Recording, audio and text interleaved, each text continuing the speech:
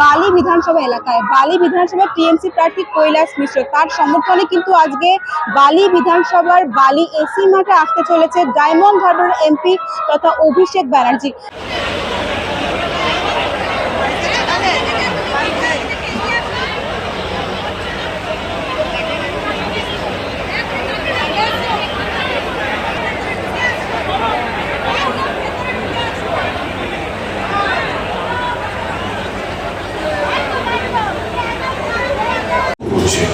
একই দিনে প্রায় 30,000 ফর্ম 6 জমা দেওয়া হয়েছে।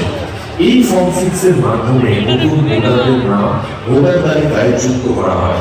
বিরোধী একটি সংস্থা একজন বিজেপি কর্মীকে ধরেছে যিনি 400টি আজ থেকে 6 মাস আগে 4 সেপ্টেম্বর আমার নেতা আমার বস অভিষেক বন্দ্যোপাধ্যায়ের সঙ্গে মিটিং এ বলেছিলাম, দাদা বালির সমস্ত রাস্তা অবস্থা খুব খারাপ, বেলুন নিনুয়া বালি অনেকই খারাপ অবস্থা, আপনি প্লিজ একটু দেখুন।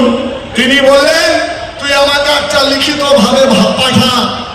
আমি প্রায় 80টা রাস্তা অভিষেকটাকে লিখে পাঠিয়েছিলাম, সোশ্যাল মিডিয়াতেও দিয়েছিলাম। এইটাই হয় নেতা।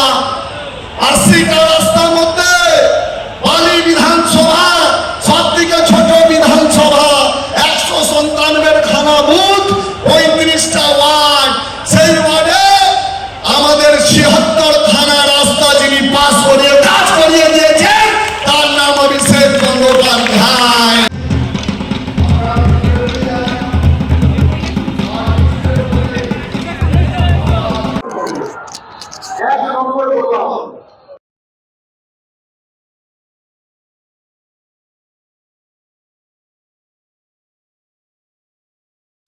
এবং জাতিবাদী নয় এমন লোকেদের তৃণমূল কংগ্রেস প্রার্থী করবে যে মানুষের সংরক্ষণের গরিব হয়ে কাজ করবে, খালি ভোটে জিতে তার বর্তমান নেতা নাই এরকম প্রার্থীদের তৃণমূল কংগ্রেস জেতায় বালির কাজ আমার হাতে থাকবে।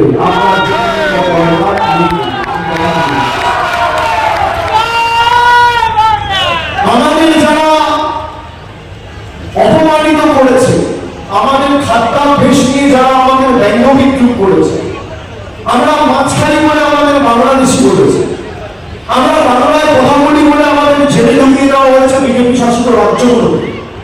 মহারাষ্ট্রের একাধিক ঘটনা আপনারা দেখেছেন, আপনারা মধ্যপ্রদেশের ঘটনা দেখেছেন, আপনারা রাজস্থানের ঘটনা দেখেছেন, এমনকি আসামের মুখ্যমন্ত্রী তিনি প্রকাশ্যে বলছেন বাংলায় কথা বললে সোজা জেলে ঢুকিয়ে দেয়। বাঙালির জবাব দেবে আমার বিশ্বাস। যারা আমাদের মনীষী বীর বিপ্লবীদের অপমানিত করেছে, ঈশ্বরচন্দ্র বিদ্যাসাগরের মূর্তি ভেঙেছে, রবীন্দ্রনাথ ঠাকুরকে বলেছে রবীন্দ্রনাথ সান্যাল।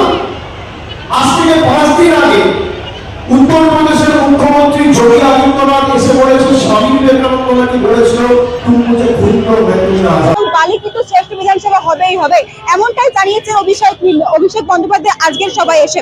বালির দিকে ক্যামেরার সঙ্গে সঙ্গে সিঞ্চিতা, হিন্দুস্তান টিভি।